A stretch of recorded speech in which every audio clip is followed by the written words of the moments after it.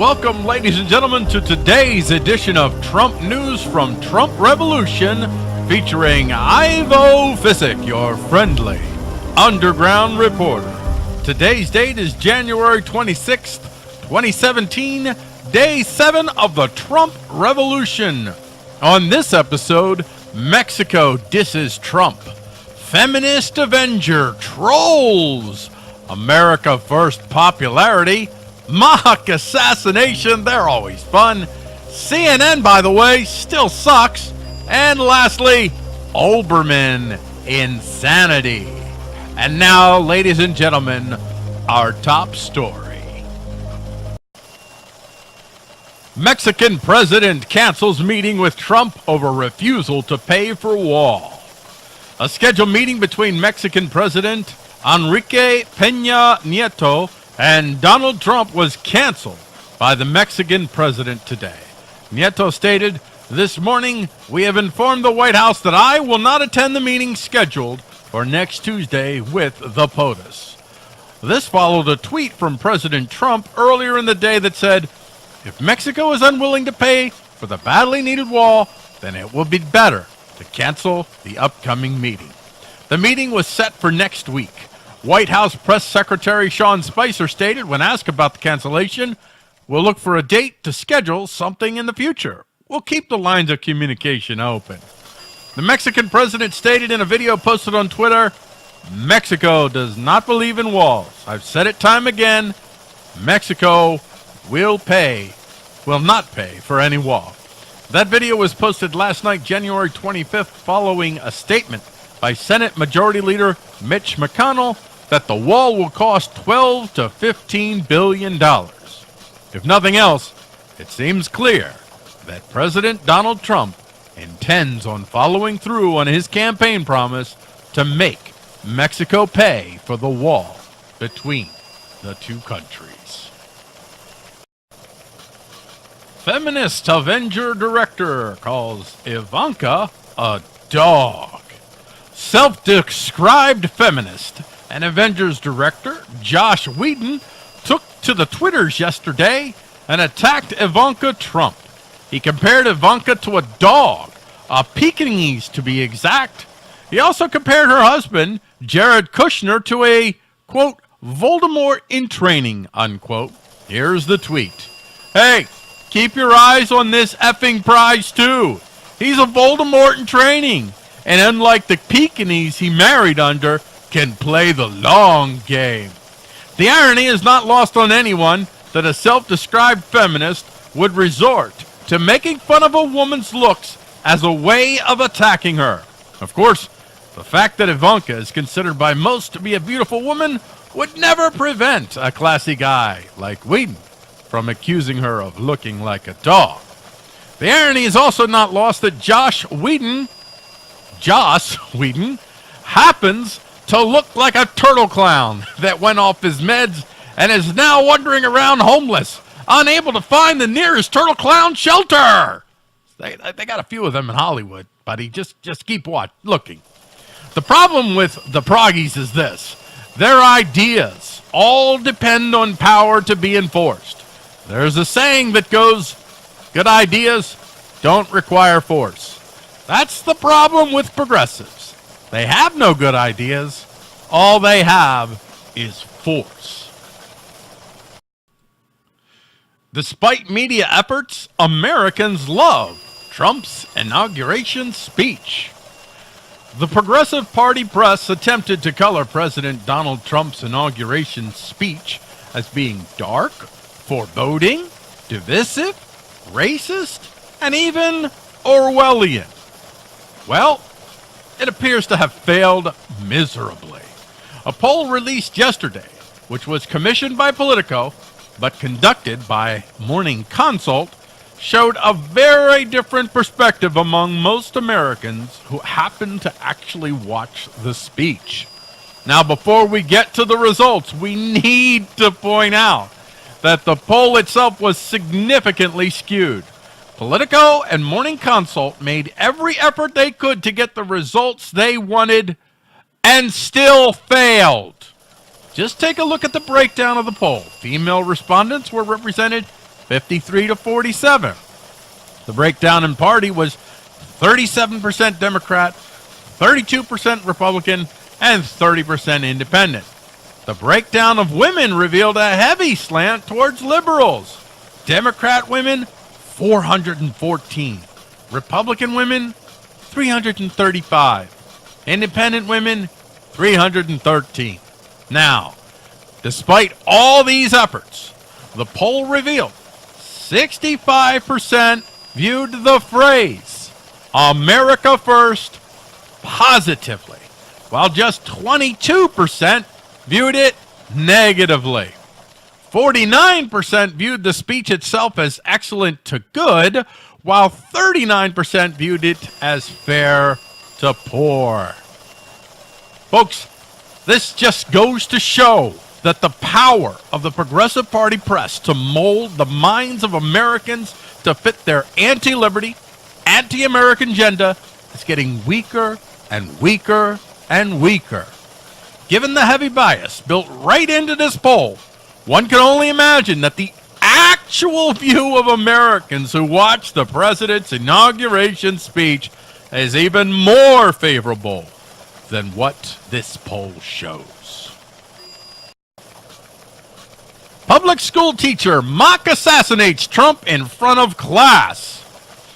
There's a viral video showing a high school art teacher fake assassinating Donald Trump in front of her class. The video shows art teacher Payal Modi in a classroom.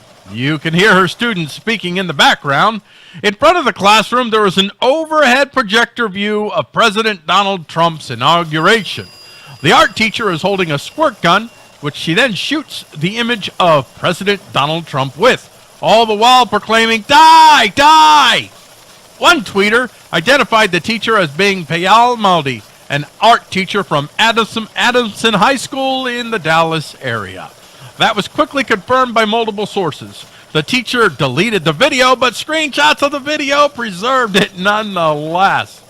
When she originally posted it, she captured the video with watching the quote hashtag inauguration in my classroom, like hashtag no, hashtag stop, hashtag denial, hashtag squirt gun, hashtag hypocrisy, hashtag powerless, hashtag save us all, hashtag teach them better, hashtag at least it's Friday. The Secret Service is investigating the teacher, as this was clearly a death threat made against the president. It's ironic that the teacher chose to use her public school platform, one paid for by members of the community that school serves, whether they want to or not, to attempt to indoctrinate her kids to believe President Donald Trump is worthy of being assassinated. It's also extremely vulgar that this woman stood in front of a classroom and decided to justify acts of violence against someone simply for having a different political view than yourself. But then, that's now a part of progressive culture. A culture that once claimed it was for inclusiveness and tolerance. A culture that claimed it was anti-violence. It's now embracing violence, and it's now openly practicing intolerance.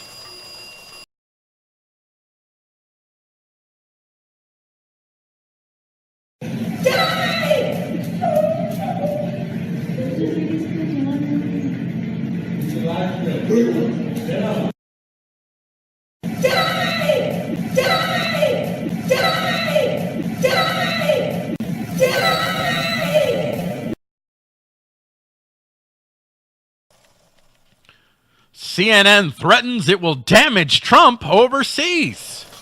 Jeff Zucker went running to New York Magazine to issue a warning to President Donald Trump that he better stop being mean to the flagship of the Progressive Party's press, CNN, also known as Communist News Network or Clinton News Network, or for the purpose of this report, the Crappy News Network. Mind you, this is the network that features hosts who compare Trump to a dictator less than a week into his presidency, in which he is scaling back federal power. Because, folks, that's what dictators do. They scale back power. And recently ran a report comparing now to the Orwell dystopian novel 1984. Zucker cried to New York Magazine that one of the things that I think this administration hasn't figured out yet is that there's only one television network that is seen in Beijing, Moscow, Seoul, Tokyo, Pyongyang, Baghdad, Tehran, and Damascus. And that's CNN.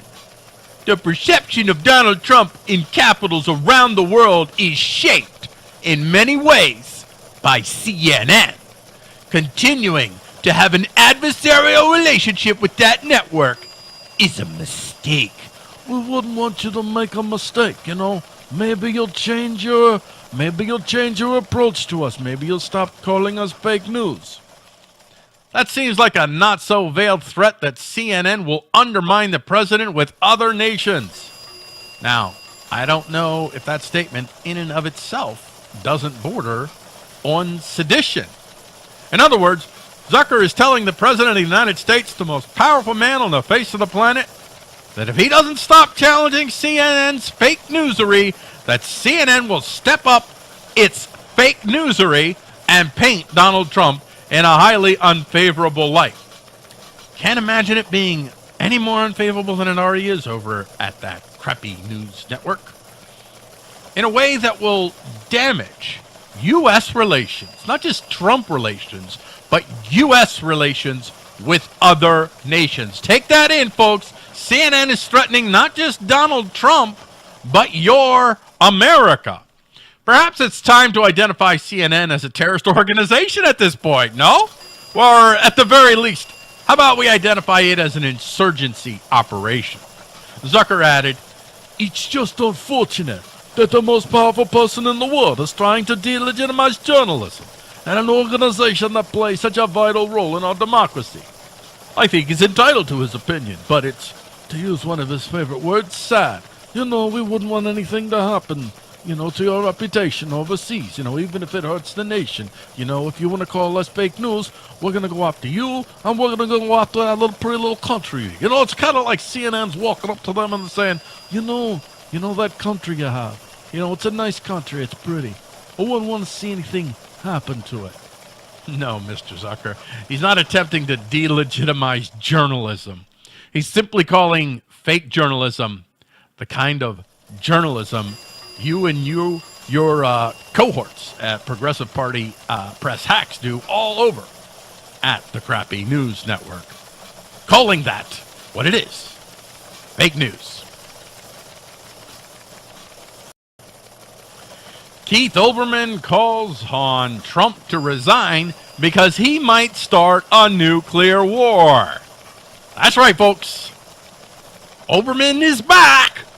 Less than 1 week after President Donald Trump assumed the helm, Progressive Party press hack Keith Olbermann is already calling for Donald Trump to resign. He called for President Trump's resignation on GQ magazine's online show, which he hosts, called The Resistance. Now remember, folks, yesterday, Greenpeace flew that flag on that crane in Washington, D.C., and it just said, resist. Yeah, or resistance, or whatever it said. Olbermann said, it's time for Donald Trump to resign as president. Admittedly, it's been an interesting couple of days, and it's time to resign. But for any patriotic American capable of adding 2 and 2 and not getting 1.5 million, this is enough.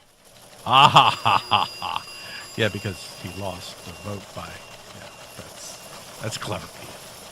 And why should President Trump resign? Because he used the IRS as a weapon against his political enemies? Because he illegally let Mexican drug gangs get guns from America?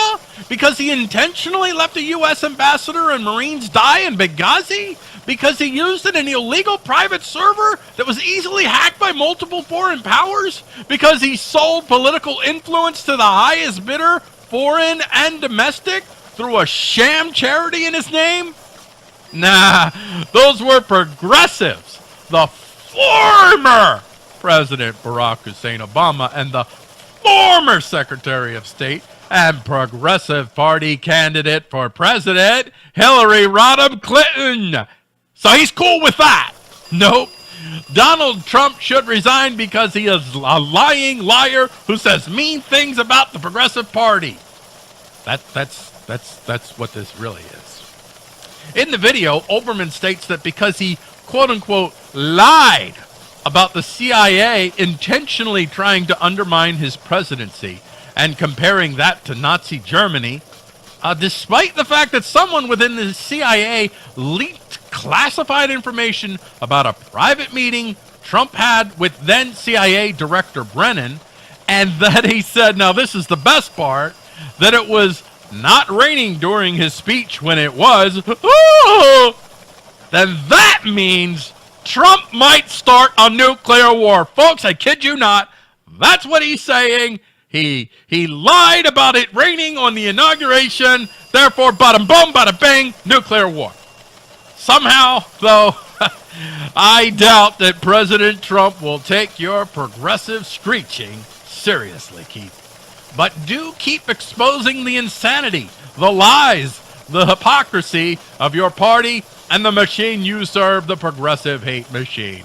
Last minute note here. The last I checked, this video had about 7 million views. I'm willing to bet that 5+ million more of those views are hate watches from people like us that love watching progressives lose their ever-loving minds.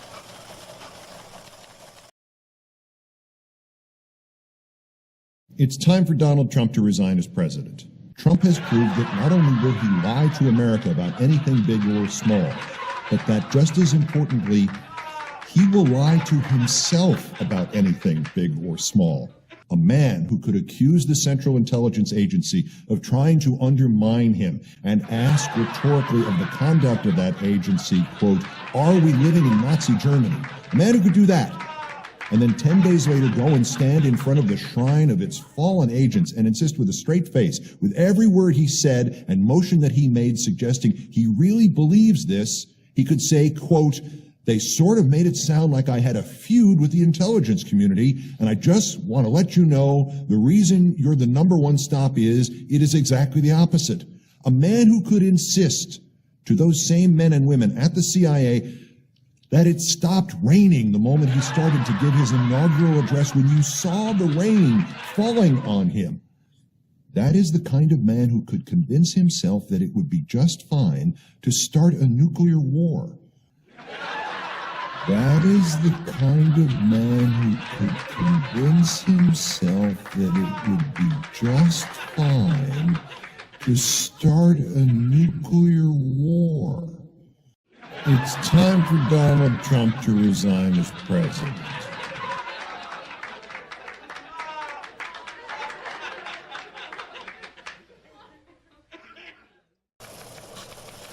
Ralph Lauren sees Melania boost after inauguration. A whole parade of Progressive Party fashion designers went out of their way to declare they would refuse to design any outfits for our First Lady, Melania Trump, despite the fact that no one asked them to design anything for the First Lady. These virtue-signaling progressive trolls felt the need to rush in front of any Progressive Party press camera they could to declare they would not design any outfits for the First Lady because Donald is mean or something. Well, the fashion designer Ralph Lauren, the one that was actually asked to design an inauguration outfit for First Lady Melania Trump, had no problem whatsoever filling the order. And here's a little bit from In Harper's Bazaar that is like salt in the wounds of the precious snowflake progressive fashion designers. Ralph Lauren Company stock soared in the minutes just before President Trump took oath of office, about an hour after Melania made her first appearance. The stock had closed on Thursday at $88.20 a share before reaching $89.32 in the moments leading up to the inauguration. Trading spiked around 11 a.m. and then stocks closed at 88.90 at the end of the day on Friday, a boost in what had otherwise been down months for the company's stock. That's right, Ralph Lauren said yes, and the American public said yes to Ralph Lauren in return. This just provides further proof of how, more and more each day, the Progressive Party press, the Progressive Party Office of Culture, that's culture with a K, is becoming increasingly powerless in a new reality. A reality where progressivism is becoming increasingly socially, culturally, economically, politically unacceptable. Thank you for joining us on this Trump News Report featuring Ivo Fisick. Join us tomorrow for another edition of the Trump News Report from the Trump Revolution.